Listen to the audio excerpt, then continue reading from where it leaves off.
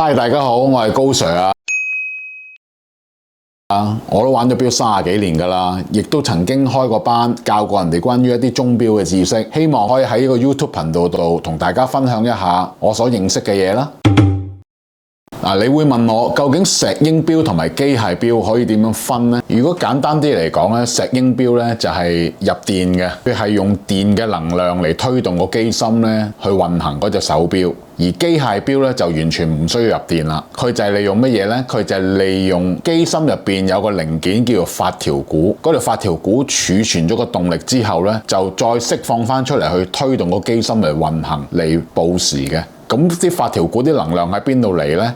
咁當然係你俾佢啦，我哋可以話係有手上鏈啦，英文叫 manual winding 啦，或者係自動錶啦 automatic 啦，就係有個舵喺度揈住嚟俾動力佢嘅，主要就係咁樣分法咯。一般嘅石英錶喺運行嘅時候，你會發現到佢嗰支秒針係會一秒一秒鐘咁樣跳，而機械錶咧就啱啱相反啦，你唔會察覺到佢係跳動嘅，你會見到機械錶嘅秒針咧係會呈現流暢嘅運行效果。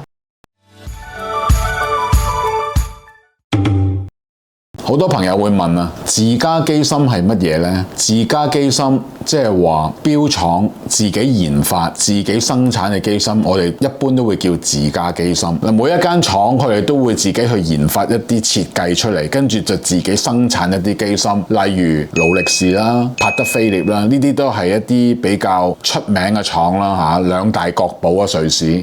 咁佢哋會有自己嘅自家機芯。退而求其次，譬如話以前勞力士嘅副廠佢個細佬帝陀，咁以前佢嘅機芯咧，大部分都係幫外面啲共用機芯廠去買翻嚟，再裝落自己嘅手錶嗰度嘅。咁但係而家開始，帝陀佢都會自己研發佢自己嘅自家機芯啦。佢係咪一定會好過共用機芯呢？原則上係嘅。點解呢？最少嚟講呢，佢都會花多啲時間去做打磨。個表面上都會靚啲，咁但係如果你話共用機芯係咪一定唔夠自家機芯好啊？咁兩睇啦，好多共用機芯廠佢哋所用嘅共用機芯，佢哋都可以將佢改裝同埋打磨得好靚，例如啱啱出道嘅 Frank Muller，佢哋都係用好多共用機芯，但係佢哋將共用機芯再重新再改裝過、打磨過，令到佢嘅準程度好高。講完石英錶同埋機械錶嗰個分別呢，咁你會問我啦。咁如果我啱啱開始買，應該買隻新錶好啊，定係買隻二手錶好呢？如果你係真係新手嘅話呢，我會建議你買隻新錶會比較好啲，會比較少啲麻煩咯。因為你去買新錶，代理又會有保養俾你，咁同埋你會有好多選擇喺個錶鋪度。若然真係唔好彩，遇到有啲咩問題，你攞翻去鋪頭度，佢就會幫你去代理度保養。咁我覺得對於新手嚟講呢，就會安心好多。咁二手錶唔係話唔好嘅，如果你買二手錶，一般嚟講呢就會平啲咯。咁但係對於新手嚟講，我覺得會太過麻煩啦，因為你會牽涉到乜嘢呢？牽涉到真啦、假啦，同埋會唔會話有啲乜嘢俾人改裝過啦？價錢方面會唔會好參差啦？淨係呢個揀二手錶呢，都已經係可以拍一條片去同大家分享㗎啦。暫時嚟講，如果真係新錶、二手錶，對於新手嚟講嘅選擇，我建議買新錶好啲。如果對二手錶真係有興趣嘅話，喺下邊同我講啊，我遲啲再拍條片同大家分享啊。新手預算唔高，想買隻高質素又可以睇得下嘅錶，有咩好選擇呢？即係如果你話1萬蚊到，咁應該揀啲咩錶啊？如果你想買隻實實際際嘅，咁其實精工錶咯 Seiko 咯 Seiko 都係一個好選擇，幾千蚊買隻好靚嘅錶。咁但係如果你話我想買隻望落去得下人喎，似樣啲喎，勁啲嘅喎，咁你大家可以留意一下瑞士一個新品牌叫 Furlan Marine 啦。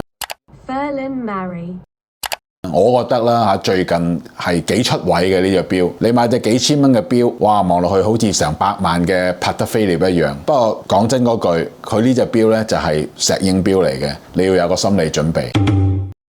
買錶算唔算係一種投資呢？從前嚟講，我哋買錶都係預咗會蝕㗎啦。我亦都可以同大家講， 90%都係蝕嘅。90%都係蝕嘅。不過近幾年好多朋友會有個錯覺，就係覺得見到身邊好多人可能戴住隻錶，佢成日都會同你講啊，今日又升咗幾多萬啊，聽日又升咗幾多萬啊，令佢哋心癢癢，就覺得我都想買翻一隻錶，學似佢哋咁會有錢賺。其實係好飄忽嘅，咁只係特別有幾個品牌，例如又係大家熟悉嘅勞力士啦、PP 啦或者 AP 啦，因為近幾年太多不同嘅因素，令到啲價錢係咁樣飆升上去。咁但係大家亦都見到，自從3月15號之後嘅小股災啦，所有嘅錶佢嘅價錢越炒得高嘅就越回落得緊要。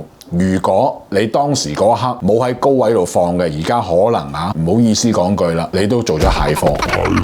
總結，我個人嘅推介都係話，去揀一隻自己真係喜歡嘅錶去買，而唔好為咗坊間一啲人嘅推介話，喂，呢隻會賺錢，嗰隻會賺錢去揀咗，因為你永遠都唔知道究竟你想放嘅時候係賺定蝕㗎嘛。我寧願去帶一隻我自己喜歡嘅，又可以戴又可以開心。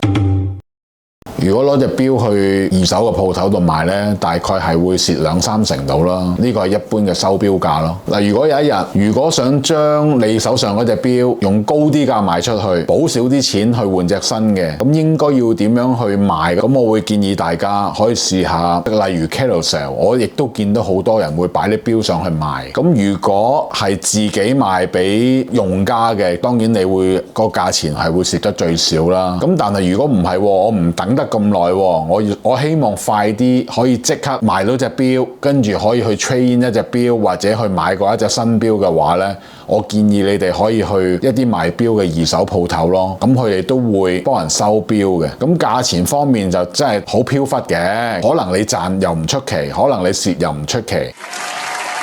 咁但係有一樣嘢你要記住，如果你攞隻錶去，最緊要係點樣去呢？就係攞個 full set 去，有錶盒啦，入邊有書仔啦，最緊要係有出世紙啦。當然你隻錶要係 good condition，就係唔好話哇整到花晒咁去，咁人哋梗係唔會幫你收啦。咁如果你係一個好嘅狀態，係一個 full set 成套去嘅話，咁就會賣到最高嘅價錢啦。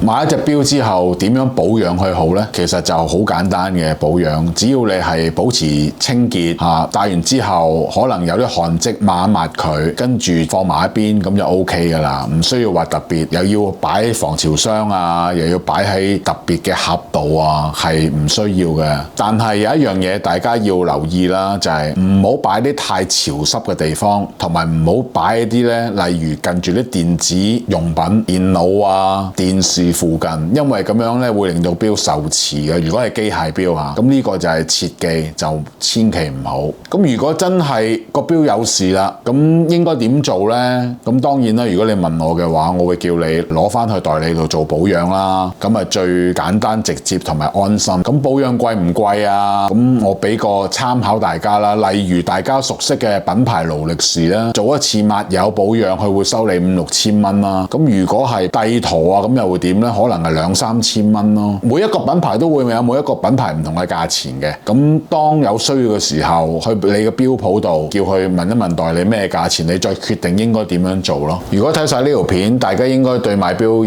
定嘅理解同埋概念啦。如果有啲咩其他問題嘅話，可以喺下邊留 comment 俾我啦，我會再解答你嘅問題噶啦。希望呢條片可以幫到大家啦。